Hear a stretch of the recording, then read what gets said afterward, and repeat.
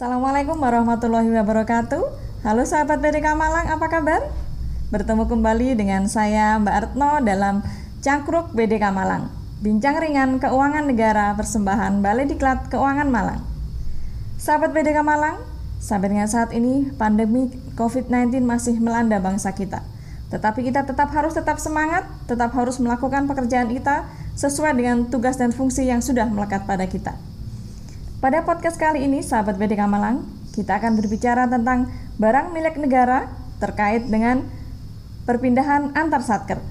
Kalau pada episode sebelumnya, kita sudah bicara bagaimana penggunaan barang milik negara berupa tanah, bangunan, kemudian bagaimana kita pinjam barang milik negara berupa laptop, dan sebagainya. Nah, kali ini kita berbicara bagaimanakah apabila barang milik negara itu berpindah dari satu satker ke satker yang lain, atau dari satu satker ke dalam satu kementerian atau berbeda kementerian. Nah, telah hadir di dalam podcast BDK Malang di studio ini yaitu Bapak Ali Masduki. Selamat pagi Pak Ali, apa kabar Pak Ali? Pagi Mbak Retno, apa kabar Ibu? Alhamdulillah, saya juga dalam keadaan sehat. Bapak sehat juga Pak? Alhamdulillah sehat. Ya. Silakan disapa sahabat BDK Malang Bapak. Halo, selamat pagi, selamat siang, selamat sore. Assalamualaikum warahmatullahi wabarakatuh. Para sahabat BDK Malang semuanya yang berbahagia, bertemu lagi dengan saya Ali Masduki. Ya, terima kasih Pak Ali sudah meluangkan waktunya untuk berada di studio Cangkruk BDK Malang. Sahabat BDK Malang, kita sering mendengar atau sering melihat juga beberapa aset dari kementerian kita, dari satker kita yang tidak dipakai. Misalnya, ada kantor yang sudah lama tidak dipakai karena pindah atau kantor karena reorganisasi sehingga bergabung dengan kantor yang lain. Nah, kita akan bertanya nih Pak Ali, bagaimana Pak Ali apabila kantor-kantor itu sudah tidak digunakan, kemudian ada keinginan dari satker yang lain di dalam satu kementerian itu untuk memanfaatkan kantor tersebut, atau bisa juga kalau bukan kantor misalnya rumah dinas misalnya Pak. Nah, sama-sama berupa bangunan misalnya awalnya milik, misal di Kementerian Keuangan dulu contohnya, misalnya sebelumnya milik Direktorat Jenderal Pajak, kemudian dialihkan ke BPPK misalnya. Nah, itu seperti apa prosesnya dan apakah itu juga diperbolehkan Pak? Mbak Retno, jadi untuk terkait transfer aset dari satu satker ke satker lain, baik di dalam satu kementerian ataupun di luar kementerian, mungkin agar lebih lengkap pemahaman kita, perlu kita kembali lagi kepada bagaimana struktur kekuasaan di BUMN. Sebagaimana BUMN, Pak ya? Betul, ya. Di pengelolaan BUMN. Nah, di sini kan sebagaimana kita ketahui ada pengelola, ada pengguna. Ya. Dari struktur ini sebenarnya kita pahami bahwa BUMN itu satu kesatuan, yaitu milik negara. Betul. Yang kemudian ini dikelola oleh pemerintah untuk menjalankan tusinya, baik tusi untuk menjalankan pekerjaan rutin keseharian ataupun pelayanan kepada masyarakat. Nah, kemudian karena masing-masing tusi kementerian atau lembaga ini berbeda-beda, oleh negara, oleh pemerintah ini diberikan kewenangan untuk penggunaan. Nah, sehingga dalam konteksnya masing-masing kementerian lembaga ini biasa kita sebut pengguna punya kewenangan untuk pengguna. Ya. Dari istilahnya aja sudah penggunaan, kewenangannya hanya menggunakan aja, ya. Sehingga ibaratnya begini Bu, misalkan ini saya punya rumah, punya tanah banyak gitu ya, kemudian saya punya anak-anak, kemudian saya juga punya saudara-saudara. Nah, anak saya yang sudah dewasa saya beri rumah. Kalau sudah saya beri itu kan saya serahkan Bu. Nah, ibaratnya itu seperti kalau BUMN yang kemudian diserahkan ke Pemda, kewenangannya sudah terserah Pemda kan itu BMD, jadinya disebut BMD itu. Ya. Nah, sekarang kalau aset saya misalkan saya pinjamkan kepada saudara untuk ditempati, saudara saya yang lain untuk menempati, sehingga kepemilikan kan masih ada di saya. Demikian pula BUMN itu masih ada di satu pengelola. Nah, sehingga kalau satker ini suatu saat tidak ada atau tidak membutuhkan, maka BUMN yang idle tadi seharusnya diserahkan kepada pengelola. Harus dikembalikan ya kepada pengelola ya. Pada saat dideteksi dia idle, tidak dibutuhkan, seharusnya dikembalikan kepada pengelola, diserahkan. Dan ini ada aturannya terkait BUMN idle. Dan bagaimana kriteria idle itu sebenarnya sudah diatur sedemikian rupa. Nah, sehingga pada saat nanti ada satker lain yang membutuhkan BUMN tersebut, sebenarnya bisa menghubungi ke pengelola. ada berarti nggak? menghubunginya pengelola dulu Pak ya. Ini mekanisme awalnya. Ya. Punya nggak bank data atas BUMN yang idle dan kita butuh misalkan. Misalkan ada lembaga baru dibentuk pemerintah. Ya. Dia kan otomatis belum punya gedung. Ya. Nah, yang akan dia tanya kemana? Ke pengelola barang dulu. Punya nggak stok? Berarti silahkan bersurat Pak ya Iya, secara resmi ke secara resmi. DJKN. Adakah kantor idle atau rumah dinas Betul. idle di mana misalnya gitu ya. Tapi selain itu Bu, kadang idle ini kan karena ada prosedurnya ya, Ya. belum tentu diserahkan langsung kepada pengelola. Karena sebenarnya ada mekanisme misalkan kalau benar-benar idle, kementerian tersebut belum punya rencana 3 tahun ke depan menggunakan itu memang idle. Tapi kalau sudah punya rencana misalkan untuk pengembangan organisasi tidak harus diserahkan ke pengelola, Ya. sehingga keberadaannya masih ada di masing-masing kementerian. Nah, bagaimana kalau di dalam kementerian tersebut ada satker, misalkan BPPK tadi disebutkan Bu Retno dengan pajak misalkan, Ya. itu kan masih dalam satu kementerian. Nah, bagaimana kalau misalnya membutuhkan itu?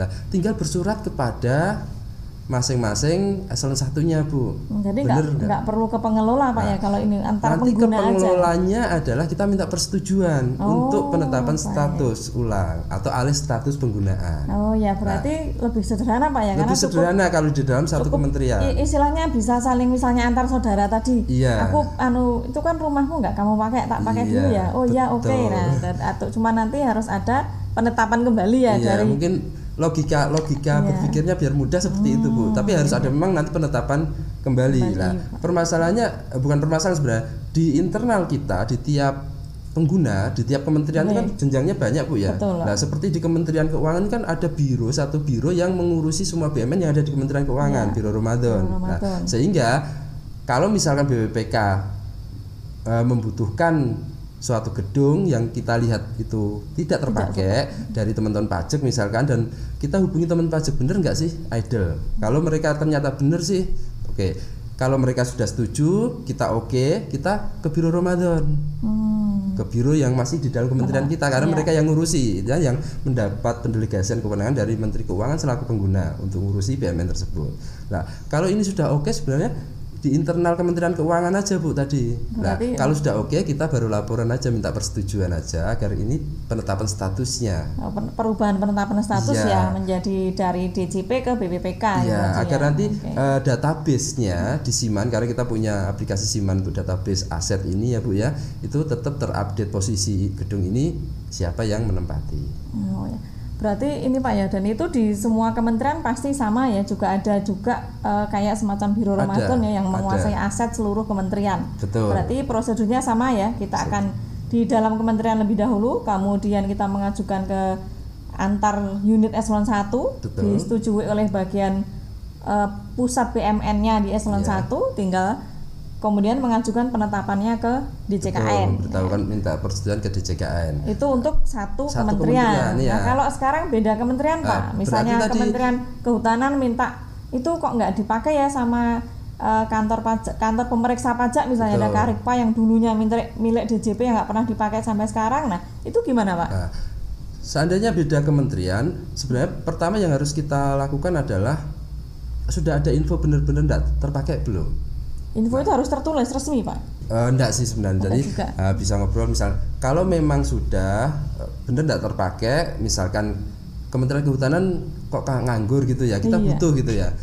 Kebalik Pak, Kementerian Keuangan tuh ada Karikpa nganggur. Dulu kan ada Karikpa Pak. Ini misalnya aja. Misalnya ada, ya benar. Ada satu gedung di samping Satker Kementerian Kehutanan ternyata ada punya Kementerian Keuangan dan kosong. Ya, nah, kan kita lihat kosong. Apa yang dilakukan oleh Kementerian Kehutanan atau Satker tersebut? Pertama ya, kalau bisa itu menghubungi itu Satker dulunya siapa. Kalau Kementerian Keuangan coba ditelusuri ke Kementerian Keuangan, betul enggak Kementerian Keuangan enggak punya rencana untuk menggunakan itu.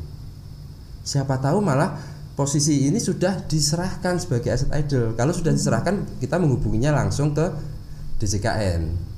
Database-nya ada di teman-teman KPKNL. Jadi menghubungi ke sana, benar nggak posisi gedung ini idle. Tidak dipakai gitu Pak. Kalau benar-benar idle sudah diserahkan ke pengelola, Kementerian Kehutanan tinggal bersurat ke DJKN kalau memerlukan itu. Tapi posisinya kalau belum idle, belum diserahkan ke pengelola, berarti ini nanti antar pengguna Bu. Antar pengguna ini berarti harus sama-sama oke-nya, baik satkernya yang akan melepas dan menerima, ataupun yang biro Ramadan atau pusat asetnya tadi di masing-masing kementerian harus oke semua. Takutnya satkernya nggak butuh, tapi ternyata kementeriannya punya rencana ke depan, Bu. Oh iya, ya nggak tahu gitu ternyata. Artinya kalau dua antar pengguna tadi sudah oke, setuju, barulah kita sama-sama ngomong ke pengelola. Nah, nanti pengelola akan mengalih status penetapannya. Oh, jadi berarti tanpa kalau misalnya belum diidle-kan masih tetap bisa, Pak ya? Kalau belum idle dan belum diserahkan, ya bisa. Tapi berarti Pak ya, berarti bisa ya, intinya bisa dengan prosedur yang mungkin sedikit berbeda ya karena antar kementerian tadi. Betul. Nah, pertanyaan saya nih Pak, kalau yang idle tadi berarti harusnya ketika bangunan tidak digunakan itu seluruh pengguna ini mestinya melaporkan ke DJKN Pak ya sebagai pengelola bahwa aset mereka ini itu idle gitu Pak ya. Baik, betul Bu. Jadi terkait penggunaan BMN ini ada kewajiban kepada baik itu satuan kerja atau pengguna barang, kalau memiliki aset idle utamanya tanah dan bangunan, maka wajib menyerahkan kepada pengelola. Itu ada sanksinya nggak Pak kalau misalnya tidak diserahkan? Ada sanksinya. Sudah berjalan Pak itu Sudah. Jadi sanksinya itu kan kita kan membuat RKBMN ya Bu ya. Nah, rentetan itu nanti ada sanksi administrasi di situ. Ya baik. Sahabat BDK Malang ini menjadi perhatian, ini juga aset idle saya kira banyak ya. Kalau takutnya ini masyarakat melihat itu kantor nggak dipakai. Nah, mari silahkan kita segera mengumpulkan kembali atau menghitung kembali inventarisir kembali Pak ya. Barangkali ada aset-aset yang idle tadi ya. Berarti bisa Pak ya tadi transfer antar aset di dalam kementerian juga bisa, kemudian beda kementerian juga bisa. Nah yang ketiga Pak, bagaimana kalau dari kementerian kepada pemerintah daerah? Misalnya contoh sih kalau saya lihat ya misalnya di KPP satu kantor pelayanan pajak di kabupaten yang belum punya kantor, kemudian pemerintah daerah kan punya kantornya. Ini bisa nggak ini dialih statuskan ya menjadi kepemilikannya menjadi Kementerian Keuangan gitu Pak? Bisa Bu. Di dalam pengelolaan BMN ini antar pengelola berarti Bu ya. Oh iya, karena barang milik desa Pak ya. Barang milik daerah gitu. Karena antar pengelola konteksnya sudah keluar dari penggunaan Bu. Beda Pak ya. Bisa pemindah tanganan. Apakah itu mekanismenya diberikan begitu saja, berarti hibah ya. Atau mungkin tukar guling, ruislah. Ganti tempat jalan gitu misalnya. Pusat punya di sana, boleh deh ini punya Pemda diberikan ke pusat, tapi Pemda juga butuh di daerah sana dan kebetulan pemerintah pusat punya. Tukar guling boleh Ibu itu. Oh boleh. Boleh. Apa namanya? Nggak sulit Pak ya selama ini Pak ya seperti itu. Sebenarnya proses ini dirasa sulit itu jika ada keengganan dari masing-masing pihak Bu. Iya, kalau salah satu enggan. Tapi kalau memang menyadari bahwa ini untuk negara, ini punya negara, selama ini dioptimalkan untuk kepentingan umum atau penyelenggaraan TUSI, ada kesadaran seperti itu, saya rasa nggak ada yang sulit Bu. Nah itu yang mulai bicara dari pengelola yang yang misalnya dari yang pengen menempati atau yang punya Pak, artinya bisa dari dua-duanya Bu. Bisa dari dua-duanya. Karena kepentingannya berbeda. Seringkali Pemda juga membutuhkan suatu satker pemerintah pusat ada berada di dekatnya. Iya, seperti itu. Nah, ini mekanisme bisa diberikan gedung ya dengan mekanisme yang tadi kita bicarakan Bu, atau mungkin hanya sekedar pinjam pakai. Nah, pinjam pakai, kalau pinjam pakai konteksnya pemanfaatan Bu. Jadi beda lagi. Tidak ada pemindah tanganan enggak ada ya. Jadi kalau pinjam pakai beda lagi, bukan penggunaan, bukan mekanisme pemindah tanganan, tapi mekanisme pemanfaatan. Yang kemarin kita bicarakan sewa itu sebenarnya rentetannya bukan hanya sewa aja, kalau pemanfaatan ada pinjam pakai juga. Kalau sesama. Itu contoh pinjam pakai ya Pak. Kemarin kita sempat bahas sedikit sih ya, cuma tidak sampai detail di pinjam pakainya. Oh baik, terima kasih Pak Ali. Ini pembicaraan singkat yang saya kira bermanfaat, dan saya kira ini masih banyak satker-satker di semua kementerian lembaga yang masih mempunyai gedung-gedung idle atau yang masih membutuhkan satker lain yang masih membutuhkan gedung-gedung juga.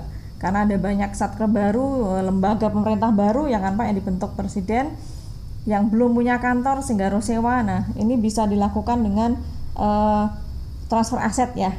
Baik, terima kasih Pak Ali atas pembicaraannya hari ini. Mungkin ada closing statement Pak Ali yang bisa disampaikan. Mbak Retno, sahabat BDK Malang semuanya, jadi terkait transfer aset ini yang perlu kita sadari adalah jangan pernah khawatir ya, namanya institusi pemerintah kita nggak dapat gedung, itu pertama. Kalau kita nggak punya gedung, misalnya kita kekurangan untuk menjalankan tusi kita tinggal menyampaikan kemana. Kalau butuhnya aset bentuk tanah bangunan ya ke teman-teman di JKN. Kalau ternyata nggak ada sesuai kebutuhan kita, baru kita bisa mengajukan anggaran kan gitu. Jadi bukan sedikit-sedikit mengajukan anggaran, karena di masa lalu kita semangat untuk bangun, ternyata habis itu berubah organisasi, berubah macam-macam, sehingga dengan berjalan waktu ada aset yang tidak terpakai. Nah, alangkah sayangnya aset ini kalau memang menjadi idle. Jadi bagi Bapak Ibu sekalian, saudara-saudara sekalian yang mempunyai aset idle di lingkungannya, jangan pernah enggan, serahkan saja ke teman-teman pengelola, ke DJKN. Nanti kalau suatu saat butuh gimana Pak? Ya tinggal minta. Begitu.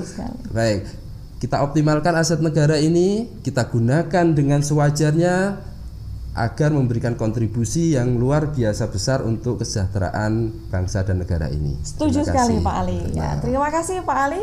Sahabat BDK Malang, demikian bincang ringan kita hari ini terkait dengan barang milik negara di dalam sesi transfer aset. Sahabat BDK Malang, nantikan episode-episode berikutnya terkait BMN yang akan lebih menarik lagi dan akan selalu ada hal-hal baru yang kita dapatkan dalam ilmu perbincangan tentang BMN. Terima kasih Pak Ali, terima kasih sahabat BDK Malang atas perhatiannya. Assalamualaikum warahmatullahi wabarakatuh.